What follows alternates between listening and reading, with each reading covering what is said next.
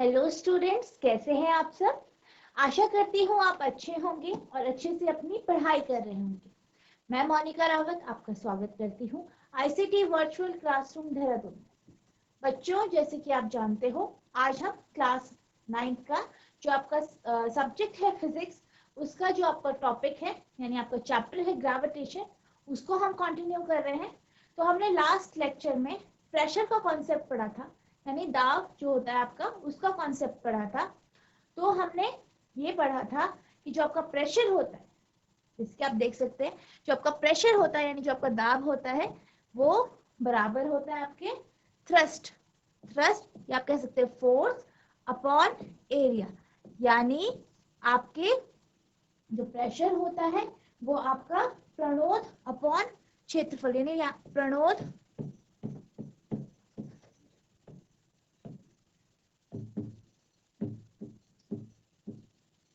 आपका thrust upon area या pressure upon force upon area आपका क्या होता है, प्रेशर या दाब। तो हमने ये समझा था और हमने ये भी समझा था कि जो आपका थ्रस्ट होता है वो क्या होता है, एक परपेंडिकुलर फोर्स होता है, यानी एक लंबवत बल होता है जो किसी वस्तु पे लगता है, उसको हम क्या कहते हैं, थ्रस्ट कहते हैं। और हमने ये पढ़ा था कि जो आपका प्रेशर होता है उसकी यूनिट क्या होती है, पास्कल, ठीक है, या न्यूटन पर मीटर स्क्वायर। तो जो हमने ये कॉन्सेप्ट यानी प्रेशर का जो कॉन्सेप्ट पढ़ा था, दाब का जो आपका कॉन्सेप्ट था, उसके बेस पे हम एक क्वेश्चन करेंगे। तो आपका जो क्वेश्चन है वो आपका क्वेश्चन ये है, a block of would is capped on a table top, यानी एक आपका लकड़ी का ब्लॉक, जो गुटका होता है लकड़ी का ब्लॉक होता है, उसको एक जो आपका टेबल हो कि मेज होता है उसके ऊपर रखा। The mass of wooden block is 5 kg, यानी जो वुडन ब्लॉक है, ठीक है, जो आपका लकड़ी का जो गुटका है वुडन ब्लॉक है, जो कि उसका जो मास है यानी द्रव्यमान है वो 5 किलोग्राम है। And its dimensions are 40 into 20 into 10, यानी उसकी जो डायमेंशंस है, ठीक है, यानी उसकी डायमेंशन लंबाई चौड़ाई और ऊंचाई आपको दी गई है। कितनी दी गई है, 40 centimetre into 20 centimetre into 10 centimetre. Find the pressure exerted by the wooden block on the table top, यानी आपको प्रेशर बताना है कि जो ये वुडन ब्लॉक है वो जो आपका टेबल है यानी मेज है उसके ऊपर कितना प्रेशर लगाएगा अगर, ठीक है, if it is made to lie on the table top with its sides of dimension, अगर हम उसे टेबल के ऊपर रखें, ठीक है, और किस डायमेंशन की साइड रखें, पहली कंडीशन आपकी 20 इंटू 10, जैसे कि आप फिगर ए में देख सकते हैं, 20 इंटू 10 यानी 20 गुणा 10 इस डायमेंशन में, और दूसरी जो आपकी कंडीशन है 40 इंटू 20 सेंटीमीटर। तो जो आपकी पहला जो आपकी कंडीशन है वो आपको दी गई है 20 सेंटीमीटर इंटू 10 सेंटीमीटर, यानी जो आपको फिगर ए में दिखाया गया है 20 गुणा 10। अगर इस वाली एरिया को नीचे टेबल के ऊपर रखा जाए तो कितना प्रेशर पड़ेगा, और जो आपकी दूसरी कंडीशन है 40 इंटू 20 यानी 40 गुणा 20। तो अगर ये वाली अगर आपकी कंडीशन रखी जाए तो आपका जो ब्लॉक है, ठीक है, जो आपका ब्लॉक है उसका टेबल पे प्रेशर कितना पड़ेगा आपको ये बताना। तो सबसे पहले हम क्या करते हैं, सारी की सारी इंफॉर्मेशन हम उनको लिख लेते हैं, नोट डाउन कर लेते हैं।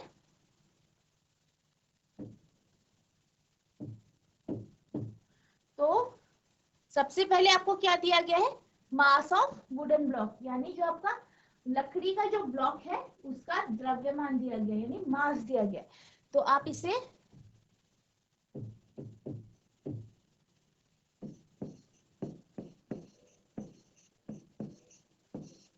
जिसे आप m से डिनोट करते हो, कितना दिया गया है आपको, 5 kg।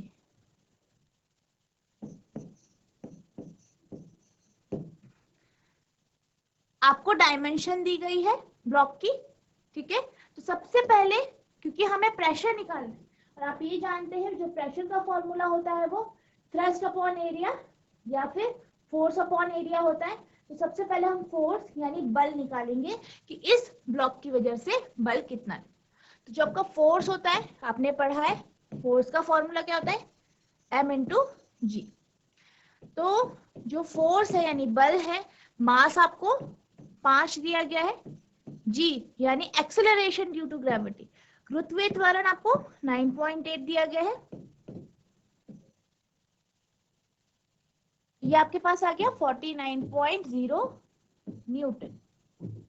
ठीक है, तो आपके पास 49 न्यूटन फोर्स आ गया।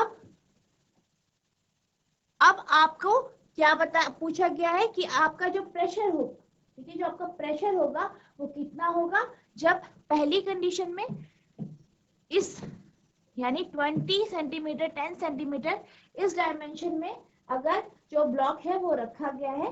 तो हम ये जानते हैं कि जो आपका प्रेशर होता है उसका जो फॉर्मूला होता है वो आपका फोर्स अपॉन एरिया होता है। तो अब हम निकालेंगे एरिया। तो हमें ये देखना है कि किस डायमेंशन की तरफ से जो आपका ब्लॉक है यानी जो आपका वुडन ब्लॉक है वो टेबल पे रखा गया है। ये 20 सेंटीमीटर और 10 सेंटीमीटर है इसकी डायमेंशन। तो आपका जो एरिया आएगा यानी क्षेत्रफल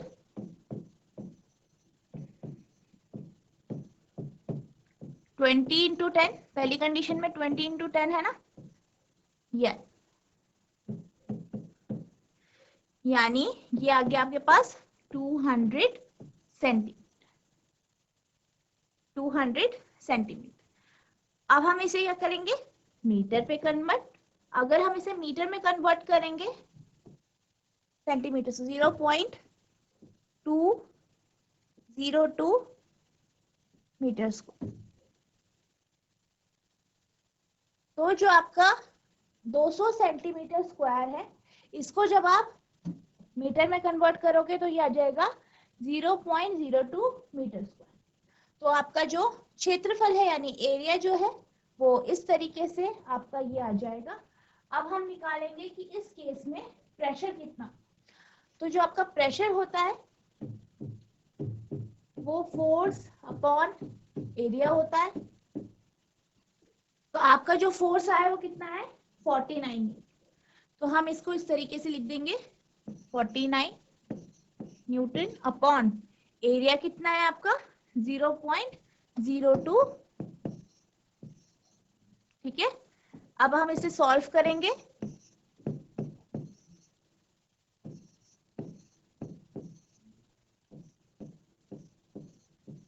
तो ये आपका प्रेशर आ गया 2450 पास्कल, या आप कह सकते हैं 2450 न्यूटन पर मीटर। अब हमारी फर्स्ट कंडीशन जो थी, जो हमें फर्स्ट कंडीशन दी गई वो उसका हमने आंसर निकाला।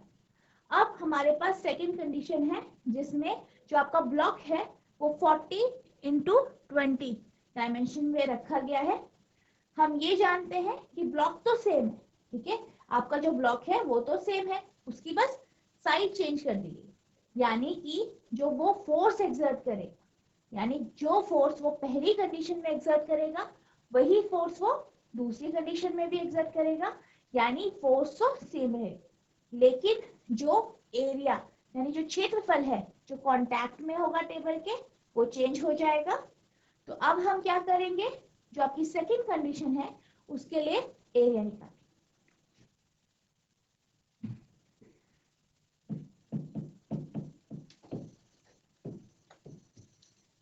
तो सेकंड कंडीशन के लिए जो आपका एरिया निकलेगा यानी क्षेत्रफल जो आपका होगा,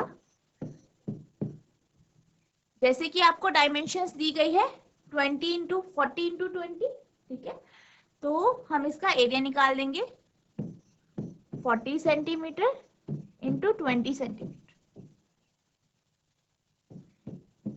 यानी 800 यानी 800 सेंटीमीटर। अब हमें इसे मीटर में कन्वर्ट करें। तो ये आपके पास आ जाएगा 0.0800 मीटर। तो आप इसको सेंटीमीटर स्क्वायर को मीटर में किस तरीके से कन्वर्ट करोगे, इसको आप जो आपका ये सेंटीमीटर स्क्वायर है इसको किससे डिवाइड करना है आपको आपको इसको 10,000 से डिवाइड कर, ठीक है, 10,000 से डिवाइड करना है तो आपके पास मीटर स्क्वायर में आपका एरिया निकल जाए। अब हमें प्रेशर की वैल्यू निकालनी है कि आपका प्रेशर कितना हो। तो आपका जो प्रेशर होगा इसमें,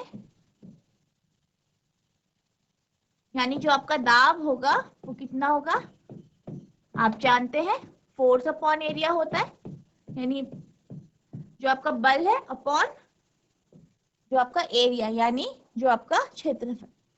तो जो आपका इसमें फोर्स जो आया है आप जानते हैं 49 न्यूटन है। एरिया आपका 0.08। अब आप इसे सॉल्व करेंगे तो आपका जो प्रेशर आएगा यानी दाब आएगा वो 612.5 पास्कल है। तो आपका ये क्या आ जाएगा, आपका प्रेशर या दाब की वैल्यू जो आएगी वो ये है।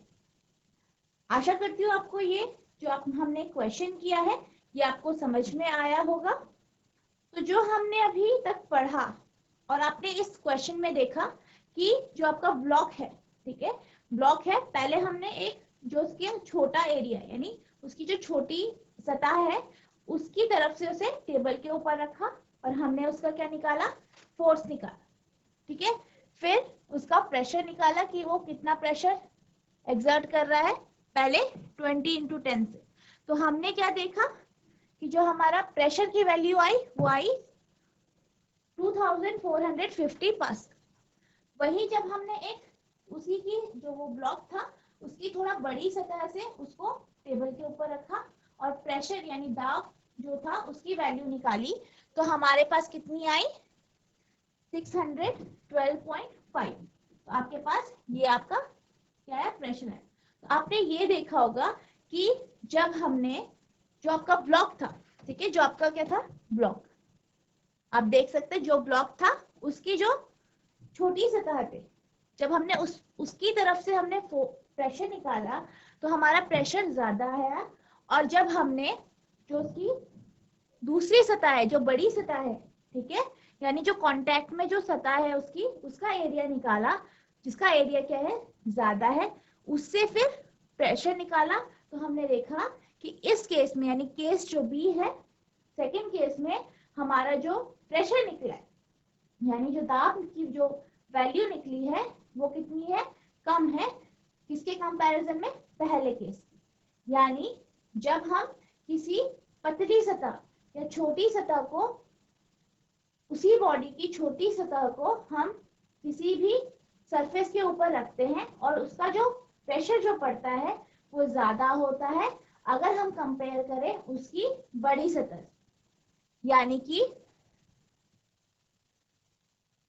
जैसे कि हमने पहले समझा था, हमने पहले क्या समझा था कि आदमी था वो रेत के ऊपर खड़ा है तो उसके जो पैर है वो रेत में धंस गए।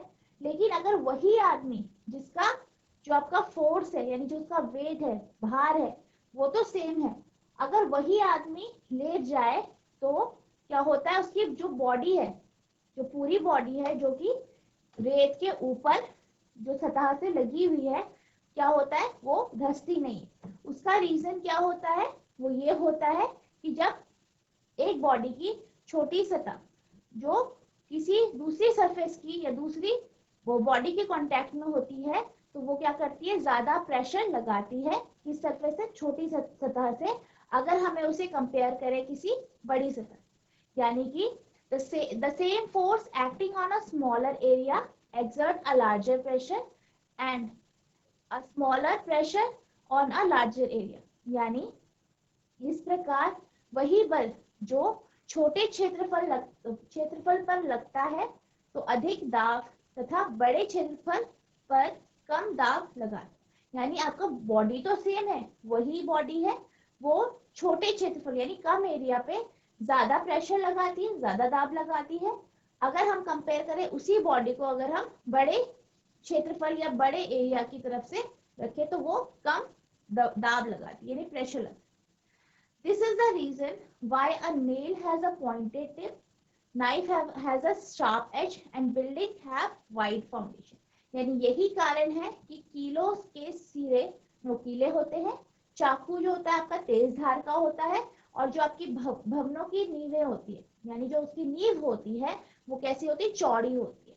क्योंकि अगर भवन की जो नींव होती है, यानी घरों की जो नींव होती है, अगर वो पतली रखेंगे तो उस पर प्रेशर ज्यादा पड़ेगा और उसका फिर गिरने का भी डर रहता है या उस घर को नुकसान पहुंच सकता है। इस वजह से आपकी जो घर की जो नींव होती है उनको ब्रॉड या मोटी रखी जाती है, चौड़ी रखी जाती है।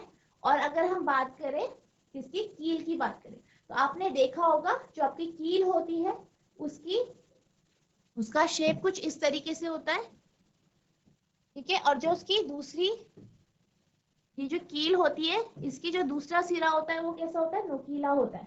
और हम हमेशा इस सिरे को ही, जहाँ पे हमें कील को लगाना है, यानी कोई दीवार है या कोई बोर्ड है जहाँ पे हमें लगाना है, हम उसकी नोकीली सतह को ही वहां पे रखते हैं और पीछे से क्या करते हैं, जो आपका हथौड़ा होता है, ठीक है, उससे मारते हैं। तो जो आपका यहाँ पे जो कील होती है उसकी जो नोकीली सतह होती है उस पे क्या होता है, जब हम प्रेशर पीछे से हम फोर्स लगा रहे हैं, ठीक है, बल लगा रहे हैं किससे, हथौड़ी से इस पे, तो क्या होता है, यहाँ पे सरफेस कम है, यानी कि सरफेस कम है तो प्रेशर ज्यादा लगेगा, इफेक्ट ज्यादा पड़ेगा।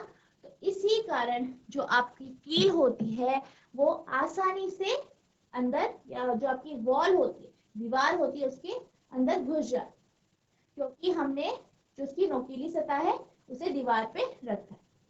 इसी तरीके से जैसे आपका चाकू होता है, आपने देखा होगा जो आपका चाकू होता है, ठीक है, आपका चाकू होता है इस तरीके से। तो जब आप जो आपका पैना चाकू होता है ना, जिसकी एज क्या होती है, शार्प होती है, उससे आप सब्जियों को बहुत ही आसानी से काट सकते हैं। अगर आप कंपेयर करें ऐसे चाकू से जिसकी शार्पनेस कम हो गई हो, या जिसे हम बोलते हैं खुंडा, जो आपका चाकू हो जाता है, उससे जब आप काटते हो तो आपका फल या सब्जियां जो होती हैं वो नहीं कटती। तो इसी वजह से ये कहा जाता है कि जो आपका चाकू होता है वो पैना होना चाहिए, यानी तेज धार का होना चाहिए। इसी तरीके से जब हम हील्स में चलते हैं, यानी आपने देखा होगा कि हील पहन के चलते हैं तो हमें चलने में बहुत ज्यादा परेशानी होती है। तो वो इसलिए होती है क्योंकि जो आपकी हील होती है वो पॉइंटेड होती है, यानी नुकीली होती है पीछे से। तो जब हम चलते हैं तो हमारे जो शरीर का भार है, यानी वेट है, वो उस हील पे पड़ता है, ठीक है। और जो हील होती है वो नोकीली होती है, तो यानी ज्यादा प्रेशर पड़ता है, जिस कारण हमें चलने में दिक्कत होती है। अगर हम वही बात करें एक फ्लैट शूज की, यानी हम अगर जूते पहन के चलते हैं, प्लेन सिंपल जूते पहन के चलते हैं जो फ्लैट होते हैं, तो उसमें चलने में हमें आसानी होती है, क्योंकि जो हमारा वेट है यानी भार है वो उन जूतों की सतह पे से जमीन पे लग रहा है, और जो उसकी सतह है वो कैसी है, चौड़ी है, जिस कारण हमें चलने में आसानी हो। तो आशा करती हूँ इससे आपको जो आपका प्रेशर का कॉन्सेप्ट है वो आपको समझ में आया होगा, और प्रेशर और एरिया का किस तरीके से रिलेशन होता है, या क्या प्रेशर और एरिया में किस तरीके से आप जो उसका रिलेशन है, उसका जो संबंध है वो आपको समझ में आए। अब जैसे कि हमने अभी तक बात करी, हमने एक सॉलिड यानी ठोस की बात करी, या किसी शरीर की बात करी, किसी बॉडी की बात, उसी तरीके से जो फ्लूइड होते हैं, यानी जो आपके तरल पदार्थ होते हैं, वो भी प्रेशर एक्सर्ट करते हैं, यानी वो भी दाब जो होते हैं वो एक्सर्ट करते हैं। यानी जैसे कि हम बात कर रहे थे पहले वुडन ब्लॉक की, या किसी कील की, या किसी बैग की बात कर रहे थे, तो हमने ये देखा कि जो वो प्रेशर लगाता है वो डाउनवर्ड यानी नीचे की तरफ लगाता है, क्योंकि उसका मास होता है, ठीक है, उसका डेफिनेट शेप होता है, एक प्रॉपर उसका जो होता है शेप होता है, आकार होता है, उसका साइज होता है। जब हम फ्लूइड की बात करते हैं तो आप जानते हो कि फ्लूइड यानी आपके जो तरल पदार्थ होते हैं, जो फ्लूइड्स होते हैं वो कैसे होते हैं, उनका मास होता है, आप जानते हो, यानी उनका वेट भी है। जिस तरीके से ठोस होते हैं, सॉलिड्स होते हैं, उनका वेट होता है, उसी तरीके से आपका जो फ्लूइड्स होते हैं उनका भी क्या होता है, वेट होता है। और वो भी क्या करते हैं, प्रेशर एक्सर्ट करते हैं। क्योंकि उनका वेट है तो यानी वो फोर्स एक्सर्ट कर रहे हैं, उनके शरीर से फोर्स पड़ रहा है, यानी कि वो किसी सरफेस के कांटेक्ट में होंगे और वो प्रेशर यानी दाब को क्या करते हैं, दाब को एक्सर्ट करते हैं।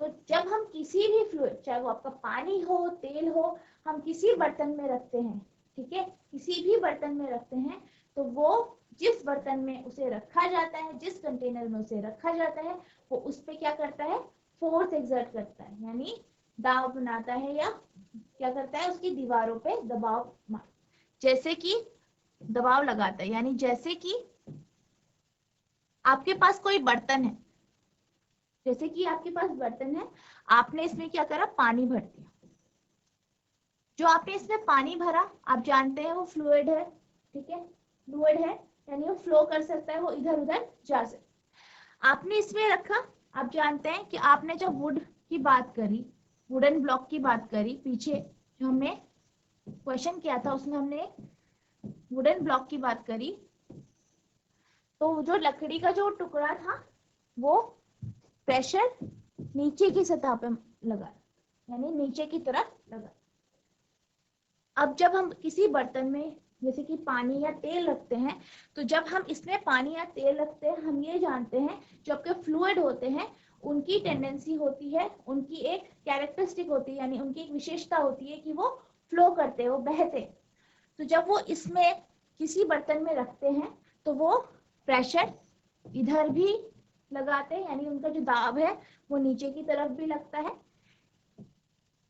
यहाँ पे भी लगेगा, यहाँ पे भी लगेगा, क्योंकि ये क्या होते हैं, फ्लूइड होते हैं, इनका एक प्रॉपर शेप नहीं होता, कोई प्रॉपर एक आकार नहीं होता है, जिस कारण ये जिस कंटेनर में यानी जिस बर्तन में हम इसे रखते हैं उसके चारों तरफ जिसमें वो है वहां पे ये हर जगह क्या करते हैं, अपना दाब लगाते हैं या प्रेशर लगाते हैं। तो ये इसी तरीके से जिस भी हम इसे बर्तन में रखेंगे, चाहे एक आप किसी पतीले में रख दो, किसी कटोरी में रख दो या किसी ग्लास में रख दो, किसी में भी आप रखोगे, ठीक है, तो क्या करेंगे, ये प्रेशर लगाएंगे और जिस भी सरफेस के कांटेक्ट में आएंगे उस पे ये क्या करेंगे, प्रेशर या दाब लगाएंगे। तो pressure exerted in any confined mass of fluid is transmitted undiminished in all direction, यानी जैसे कि मैंने आपको भी समझाया कि जो फ्लूइड होता है वो सभी दिशाओं में, ठीक है, वो सभी दिशाओं में क्या करता है, दाब लगाता है, ठीक है, हर दिशा में हर डायरेक्शन में वो क्या करता है, दाब लगाता है, यानी प्रेशर लगाता है, यानी द्रव्यमान के तरल पर लगने वाले दाब सभी दिशाओं के बिना घटे संचारित हो जाते।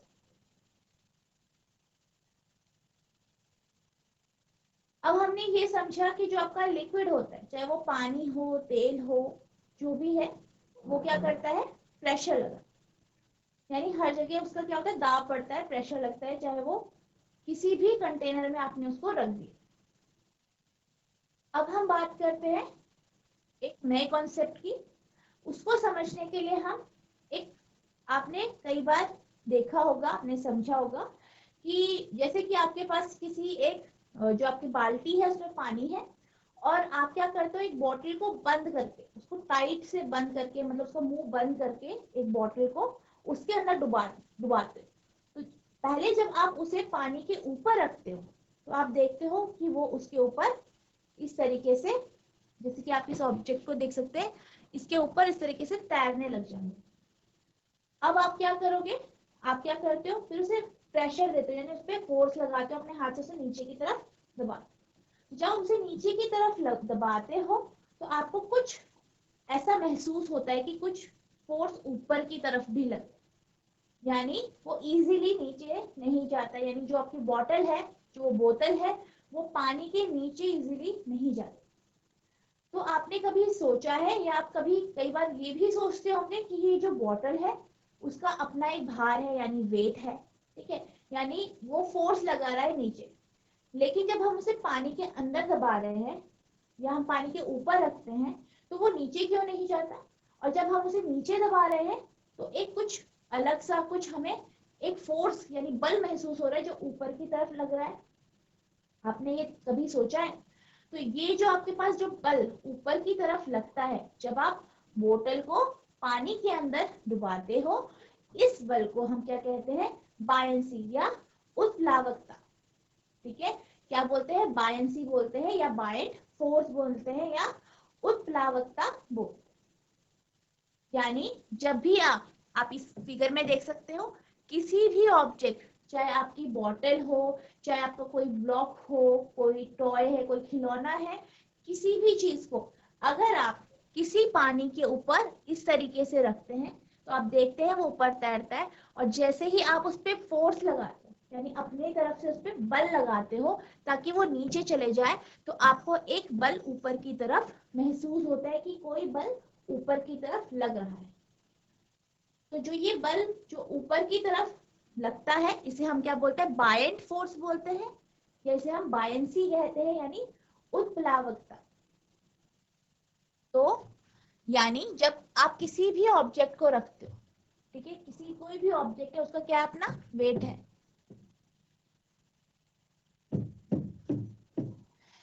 उसका अपना वेट है। जैसे आप इस फिगर में देख सकते हो, ये जो ऑब्जेक्ट हमने रखी है, जो वस्तु रखी है, इसका खुद का एक भार है जो नीचे की तरफ लगता है, लेकिन पानी एक फोर्स लगा रहा है जिसे हम बायंट फोर्स कहते हैं, जो ऊपर की तरफ है।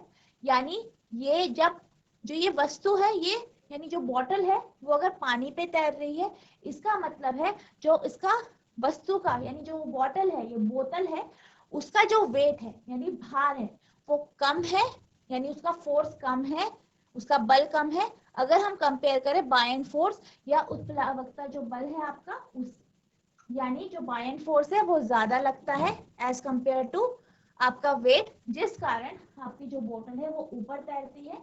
उसी तरीके से जब आप उस पर और फोर्स डालते हो अपने हाथों से, तो आपको जो ऊपर की तरफ बल महसूस होता है, ठीक है, वो क्या करता है, यानी आप ऊपर से उसे फोर्स दे रहे हो, बल दे रहे हो नीचे आने के लिए, और नीचे से जो पानी है वो ऊपर बल दे रहा है, ठीक है, ऊपर बल बायंट फोर्स दे रहा है ताकि वो बॉटल ऊपर ही रहे, इस कारण आपको वो बल महसूस हो। तो जो आपका बायंसी या उत्प्लावकता होती है वो क्या होती है? The upward force exerted by water on the bottle is known as upthrust और बायंट फोर्स। यानी बोतल पर पानी द्वारा ऊपर की ओर लगने वाला बल उत्प्लावनता बल कहलाता है, यानी उत्प्लावन बल कहलाता है। यानी कि जो फोर्स पानी की वजह से जो एक अपथ्रस्ट लगता है, जैसे आपने प्रणोद पढ़ा था, अपथ्रस्ट यानी जो लंबवत बल लगता है, लेकिन कौन लगा रहा है? पानी लगा रहा है, ठीक है, उसको हम क्या कहते हैं? बायंट फोर्स कहते हैं या फिर उत्प्लावन बल के। यानी जब भी आप किसी भी वस्तु को, जैसे कि हमने अभी बॉटल का एग्जांपल लिया था, ठीक है, जब हमने उस बॉटल में क्या किया, तो पानी में रखा, तो उस पर एक अपवर्ड फोर्स, ठीक है, यानी एक ऊपर की ओर एक बल लग रहा था, ठीक है, जो कि पानी की वजह से लग रहा था, इसको हम क्या कहते हैं? बायंट फोर्स या उत्प्लावन बल कहते हैं। The magnitude of this buoyant force is depends on the density of the fluid। यानी आपका जो फ्लूइड है, जैसे कि हमने इस केस में पानी लिया, उस पानी का डेंसिटी क्या है, यानी द्रव्यमान क्या है, ठीक है, डेंसिटी यानी उसका घनत्व क्या है, ठीक है, डेंसिटी यानी उसका घनत्व क्या है, ठीक है, उस पर डिपेंड है। यानी जो आपका उत्प्लावन बल होता है, ठीक है, उत्प्लावन बल यानी आपका जो बायंट फोर्स होता है, वो किस पे डिपेंड करता है? वो जो आपकी फ्लूइड है उसकी डेंसिटी यानी उसके घनत्व पर डिपेंड करता है, उस पे वो निर्भर करता है। यानी उत्प्लावन बल का परिमाण तरल के घनत्व पर निर्भर करता है। अब इसको समझने के लिए आपकी बुक में एक एक्टिविटी दी गई है। आपको क्या करना है? एक बीकर लेना है, उसमें आपने पानी को रखना। तो जब आप उसमें पानी डालेंगे, उसको पानी को इस तरीके से भर देना है। फिर आपने एक कील लेनी है, उसको उसमें डालना है। तो आप एक चीज देखोगे कि जो आपकी कील है वो पानी की सतह यानी नीचे इस तरीके से आप देख सकते हैं नीचे डूब जाएगी। अब आपको क्या करना है, आपको एक कॉर्क लेनी है, जो आपकी बॉटल के ऊपर आप कॉर्क लगाते हो बॉटल को बंद करने के लिए, वो लेना है। और आपने उस कॉर्क को इस बीकर के अंदर डाल, आप देख सकते हैं यहाँ पे। और आप ये देखेंगे कि जो आपकी कॉर्क है वो तो ऊपर सतह में तैर रही है, जबकि जो आपकी नेल है यानी कील है वो नीचे, पानी के नीचे, यानी बीकर की जो सतह है उस पे चली गई या वहां तक पहुंची। तो ऐसा क्यों हुआ है, जब हम पानी में दो अलग अलग चीजें डाल रहे हैं, दोनों या ऊपर तैर नहीं रही है या फिर नीचे डूब ही जाए, या ऐसे क्यों नहीं हो रहा है कि दोनों डूब जाए या तैरे, ऐसा क्यों हो रहा है कि कोई वस्तु जो है वो तैर रही है और कोई ऐसी वस्तु है जो पानी के नीचे सतह पे चली गई यानी डूब गई। तो ये इसलिए होता है क्योंकि आप जानते हो कि दोनों के पास वैसे वेट है, यानी दोनों के पास भार है जो कि नीचे की तरफ लग रहा है, लेकिन जो आपका नेल है यानी जो आपकी क्या है, कील है, ठीक है, किसकी बनी होती है, लोहे की बनी होती है, यानी आयरन की बनी होती है। यानी जो आपका आयरन होता है उसकी जो डेंसिटी होती है, ठीक है, उसकी जो डेंसिटी होती है वो क्या होती है, वो ज्यादा होती है, उसका घनत्व क्या होता है, ज्यादा होता है, अगर हम पानी के घनत्व से उसे कंपेयर करें।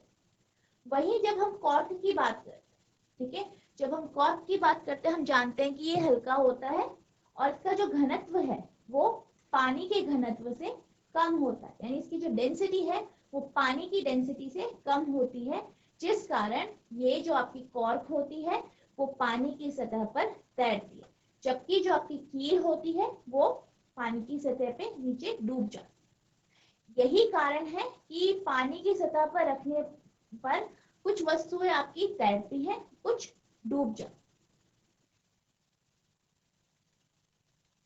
तो जैसे मैंने आपको अभी समझाया कि the density of cork is less than the density of water, यानी जो कॉर्क का घनत्व है पानी के घनत्व से कम है। This means that the upthrust of water on the cork is greater than the weight of the cork. यानी इसका क्या अर्थ है, इसका अर्थ ये है कि जो कॉर्क है, कॉर्क पर पानी का उत्प्लावन बल यानी बायएंड फोर्स ज्यादा है, जिस कारण कॉर्क का भार कॉर्क के भार से अधिक है। मतलब जो पानी जो है उस जो आपका कॉर्क है उस जो आपका कॉर्क है वो इस वजह से पानी पे तैरता है, क्योंकि जो आप जानते हैं कि कॉर्क जो है उसकी डेंसिटी क्या है, कम है, ठीक है, उसकी डेंसिटी क्या है, कम है, जिस कारण जो इस पे आपका जो वेट है वो क्या होता है, कम होता है, किसके कंपैरिजन से, जो आपका अपथ्रस्ट या आपका जो उत्प्लावन बल या बाइंड फोर्स है उससे कम इसका क्या है, वेट है, जिस कारण ये क्या होता है, तैरती है। अगर हम बात करें किसकी, द डेंसिटी ऑफ नेल, यानी नेल के आप घनत्व की बात करें तो क्या होता है, is more than the density of water. This means that the upthrust of water on the nail is less than the weight of the nail, so it sinks। यानी जो आपकी कील होती है, ठीक है, जो आपकी लोहे की कील है उसकी जो डेंसिटी है वो ज्यादा है, घनत्व ज्यादा है पानी के घनत्व से, जिस कारण जो आपका कील होती है, ठीक है, कील होती है उसका भार ज्यादा है, ठीक है, उसका भार ज्यादा यानी जो फोर्स एक्सर्ट कर रहा है, बल जो लगा रहा है, यानी जो भार है उसका वो ज्यादा है, किसके उत्प्लावन बल से, यानी जो आपका बाइंड फोर्स है उससे ज्यादा है उसका वेट, जिस कारण जो आपकी कील है वो पानी में क्या हो जाती है, सिंक हो जाती है, यानी डूब जाती। इस वजह से जो आपका यानी जो आपका डेंसिटी है यानी घनत्व है, क्योंकि जो आपकी कॉर्क है उसका घनत्व कम है, यानी उसका जो वेट है, कॉर्क का जो वेट है वो कैसा है, वो कम है बाइंड फोर्स से, जो पानी बाइंड फोर्स लगा रहा है या उत्प्लावन बल लगा रहा है उससे कम है, जिस कारण जो आपकी कॉर्क होती है वो पानी की सतह पर तैरती है, और जो आपकी लोहे की कील है यानी जो आयरन नेल है उसका जो वेट है, उसका जो घनत्व है वो ज्यादा है, किससे, पानी के घनत्व से। यानी कि उसका जो वेट है, भार है, वो ज्यादा है इससे, जो बायन फोर्स पानी लगा रहा है उससे, जिस कारण जो कील है वो पानी के नीचे डूब जाती। यही कारण है कि कुछ वस्तुएं जो है पानी में तैरती हैं और कुछ वस्तुएं क्या हो जाती है, डूब जाती। अब हमारे पास एक क्वेश्चन है, ठीक है। तो हमारा पहला क्वेश्चन है, why is it difficult to hold a school bag having a strap made of a thin and strong strip.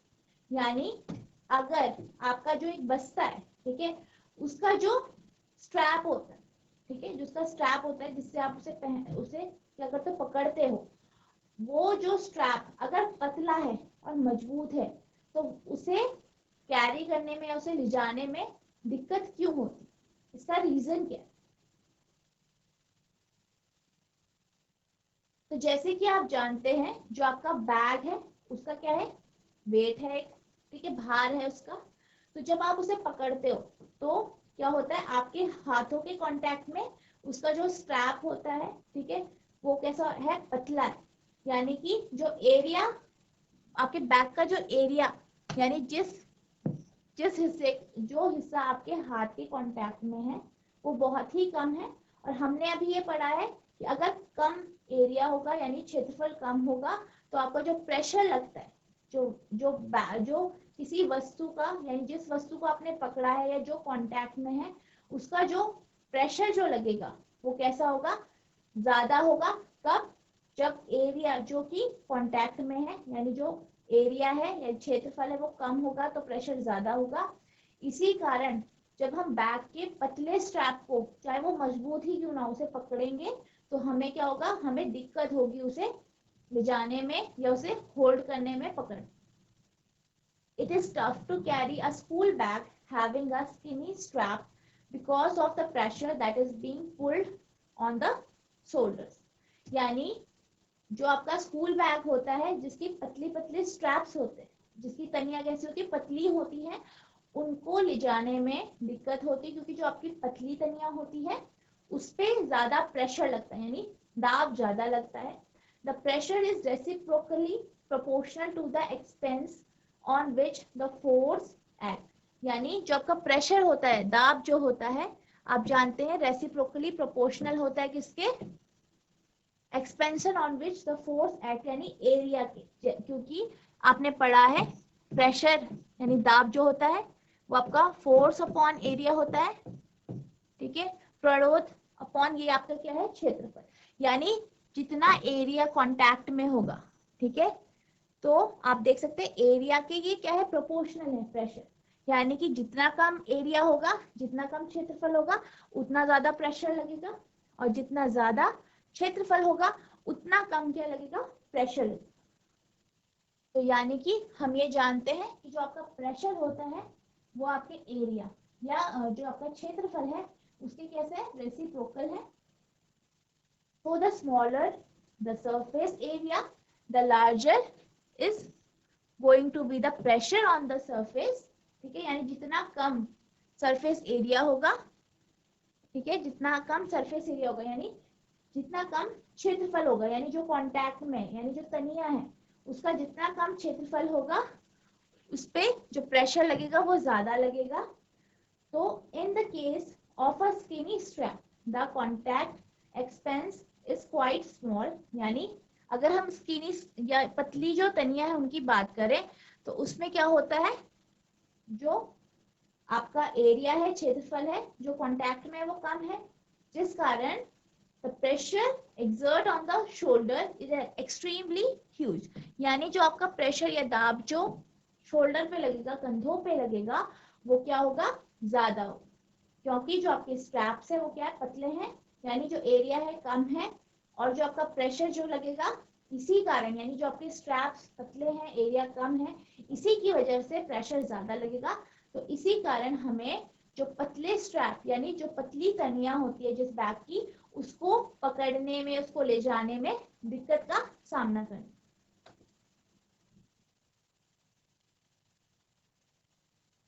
अब आपका नेक्स्ट क्वेश्चन है, what do you mean by buoyancy, यानी उत्प्लावनता से आप क्या समझते हो।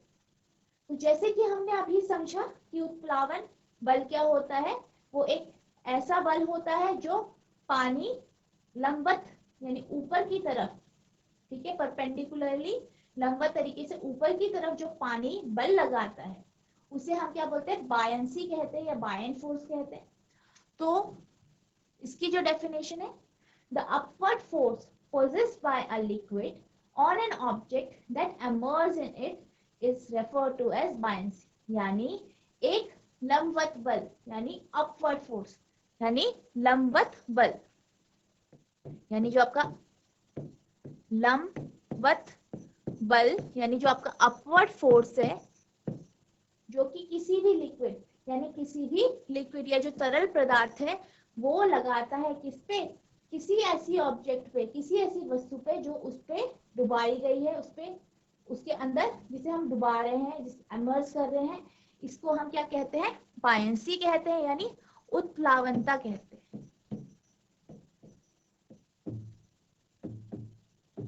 यानी बायंसी कहते हैं।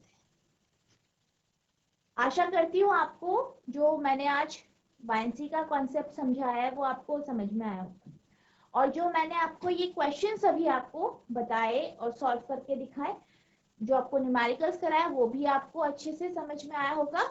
तो बच्चों आज के लिए बस इतना ही, मिलते हैं आप नेक्स्ट क्लास में, तब तक के लिए thank you and have a nice day.